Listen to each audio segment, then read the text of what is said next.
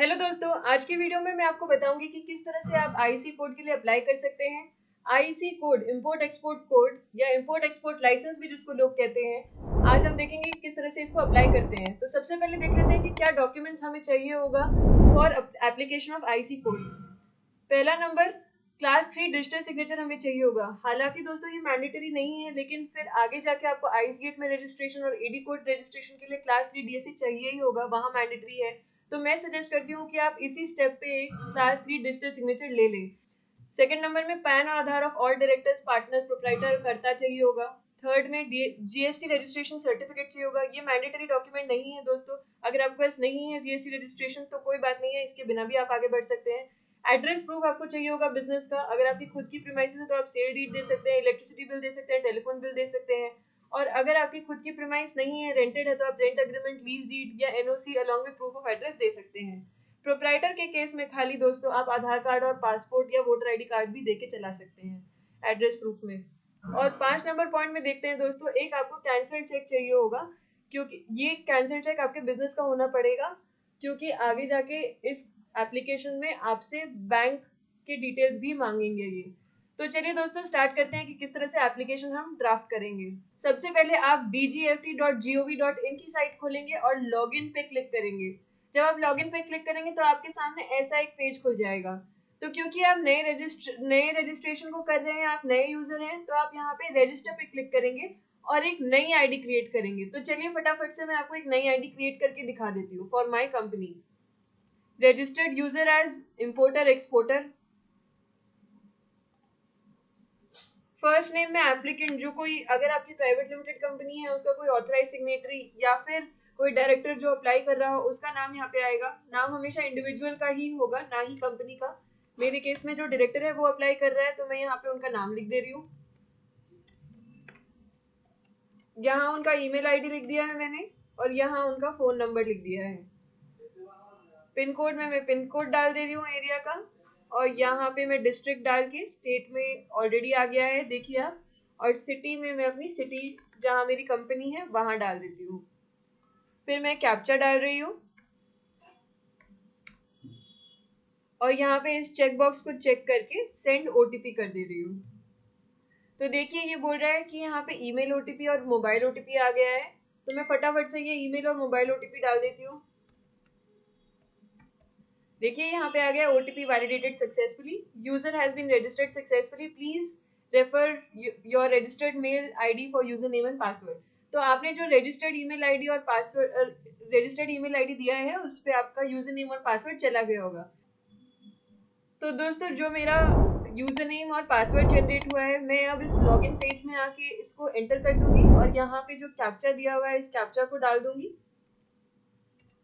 और फिर लॉगिन पे क्लिक करूंगी। लॉगिन होने के बाद दोस्तों एक इस तरह का पेज खुल जाएगा। यहाँ पे देखिए लिखा है अप्लाई आईसी, हम इसको क्लिक कर देंगे क्योंकि हमें एक नया आईसी क्लिक करना है, और यहाँ पे स्टार्ट फ्रेश एप्लीकेशन को क्लिक कर देंगे। सबसे पहले दोस्तों देखिए ये मांगता है नेचर ऑफ कंसर्न फर्म, तो क्योंकि मेरी प्राइवेट लिमिटेड कंपनी है मैं इसीलिए इस ड्रॉप डाउन से प्राइवेट लिमिटेड सिलेक्ट कर लूंगी। अगर आपकी कोई और टाइप की फर्म है तो आप उसको उसी हिसाब से सिलेक्ट कर सकते हैं। पैन वाली जगह में मैंने पैन डाल दिया है, यहाँ पे मैं कंपनी का नाम डाल देती हूँ।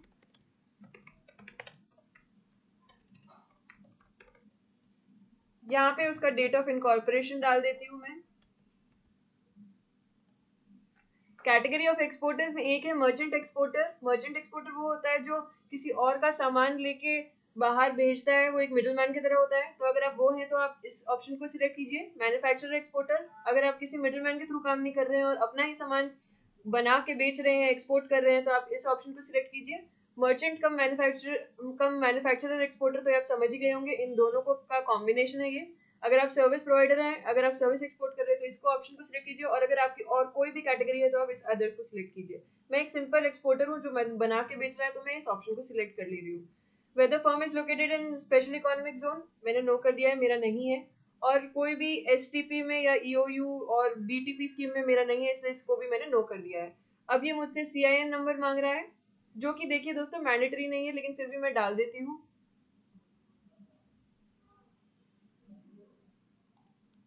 देखिए ये एक पॉपअप आता है जिसमें कहता है firm name will be replaced if you have entered as it will be fetched from MCA validation. MCA में जो आपका नाम है कंपनी का, उसी हिसाब से यहाँ पे इस एप्लीकेशन में नाम चेंज हो जाएगा। तो मेरे को इससे कोई प्रॉब्लम नहीं है, इसलिए मैंने इसको ओके कर देना है। जीएसटी नंबर मेरा कुछ है नहीं, इसीलिए मैं इसको छोड़ दूंगी। अगर आपके पास जीएसटी नंबर है तो आप जरूर इसमें डालिए।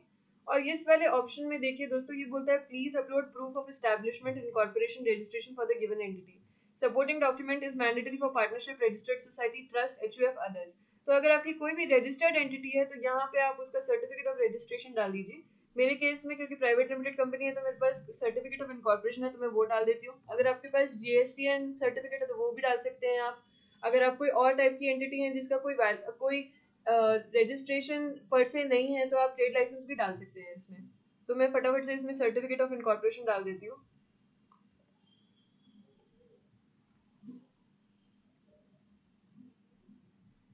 ये मैंने डाल दिया है। अब ये मुझसे पूछ रहा है फर्म एड्रेस, तो मैं इसमें एड्रेस डाल देती हूँ।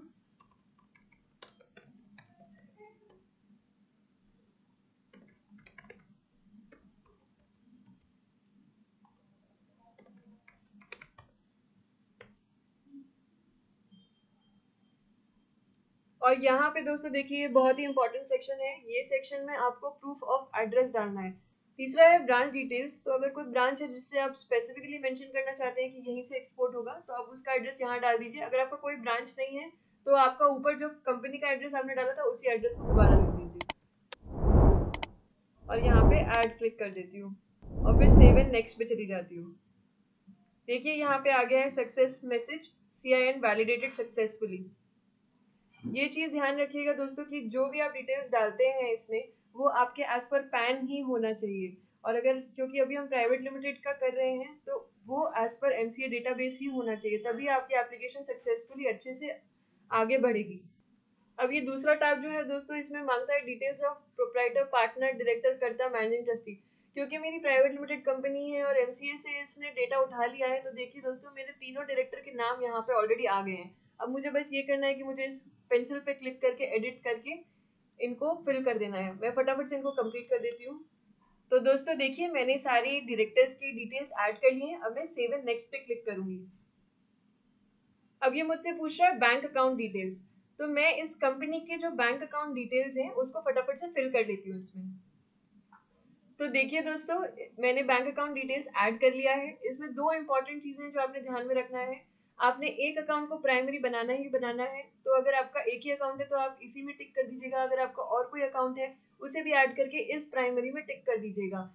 और दूसरा, इस वाले टैब में, इस वाले सेक्शन में आपको एक कैंसिल चेक या बैंक सर्टिफिकेट, इस लिंक के अंदर एक बैंक सर्टिफिकेट दिया हुआ है, उसको आपको बैंक से लेके इस पर्टिकुलर जगह पे अपलोड कर देना है।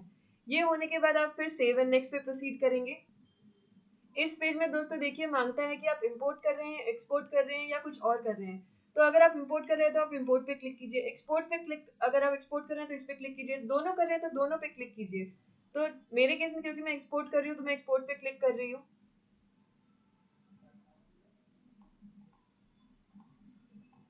यहाँ पे मैंने जब क्लिक किया तो यहाँ नीचे देखिए एक और ऑप्शन आ गया और ये पूछ रहा है गुड्स है या सर्विसेज हैं। क्योंकि मेरे गुड्स हैं तो मैं गुड्स पे क्लिक कर रही हूँ। और जो मेरे जो भी टाइप के गुड्स हैं वो आप यहाँ पे क्लिक करके सिलेक्ट कर लीजिए। मेरे केस में कुछ ऐसा गुड्स है जो यहाँ लिस्टेड नहीं है, इसीलिए मैं अदर्स पे क्लिक कर रही हूँ और फिर सेव एंड नेक्स्ट कर ले रही हूँ। अब लास्ट में बस ये डिक्लेरेशन पेज है। आप यहाँ पे डिक्लेयर करेंगे, इस चेकबॉक्स को चेक करेंगे, यहाँ पे अपना प्लेस डाल देंगे और यहाँ पे सेव एंड नेक्स्ट कर देंगे। सेव एंड नेक्स्ट करने के बाद आपका ड्राफ्ट एप्लीकेशन प्रीव्यू के लिए आ गया है। आप फटाफट से इसको प्रीव्यू करके यहाँ पे साइन पे क्लिक करेंगे। जैसे ही आप साइन पे क्लिक करेंगे तो एक ऐसा टैब खुल जाएगा, इस पे आप ओके प्रेस करेंगे। और ये अब आपसे पूछ रहा है कि आप DSC से इसको साइन करना चाहते हैं या आधार से साइन करना चाहते हैं। अगर आप आधार से साइन करना चाहते हैं तो यहाँ पे आप प्रोसीड पे क्लिक कीजिएगा और यहाँ पे एक चेकबॉक्स आके कंटिन्यू पे क्लिक कीजिएगा। यहाँ पे देखिए दोस्तों, आधार नंबर आपको डालने बोल रहा है। तो आप जो आपका प्राइमरी डायरेक्टर है, जो एप्लीकेंट है इसमें, इस पर्टिकुलर एप्लीकेशन में, आप उसका आधार नंबर डाल के OTP लेके इसको सबमिट कर सकते हैं। और अगर आपको DSC के थ्रू करना है तो आप फिर से साइन पे क्लिक करके ये वाला ऑप्शन सिलेक्ट करके DSC के थ्रू साइन करके इस एप्लीकेशन को सबमिट कर सकते हैं। और एक चीज जो देखने वाली है दोस्तों वो ये है कि यहाँ पे देखिए लास्ट में लिखा हुआ है as per form ANF 2K you have to pay 500 for application of importer exporter code. तो ये दोस्तों 500 रुपये जब भी आप एक नई IC कोड के लिए अप्लाई करेंगे तो आपके लगेंगे ही लगेंगे। एक बार आपने DSC या आधार ऑथेंटिकेशन से सबमिट कर दिया एप्लीकेशन तो वो ऑटोमेटिकली आपको पेमेंट गेटवे पे ले जाएगा। वहाँ पे आप सिलेक्ट कर सकते हैं कि आप किस तरह से उस पेमेंट को करना चाहते हैं, नेट बैंकिंग से या डेबिट कार्ड से या जैसे भी, और आप उस ऑप्शन को लेके आप पेमेंट करके बढ़ सकते हैं आगे। पेमेंट करते ही आपकी एप्लीकेशन सबमिट हो जाएगी। ये IC कोड आने में दोस्तों कम से कम 9 से 10 वर्किंग डेज का टाइम लग जाता है, तो इसीलिए थोड़ा धीरज रखिएगा। अगर रिजेक्ट हो भी जाती है एप्लीकेशन तो आप फिर से अप्लाई कर सकते हैं और फिर जो आपने पहले गलतियां की थी उसको रेक्टिफाई कर सकते हैं। तो इसी के साथ दोस्तों हमारी वीडियो आज की खत्म होती है। अगर आपको मेरी वीडियो पसंद आई हो तो इस वीडियो को लाइक कीजिए, मेरे चैनल को सब्सक्राइब कीजिए और ढेर सारा प्यार दीजिए। बाय।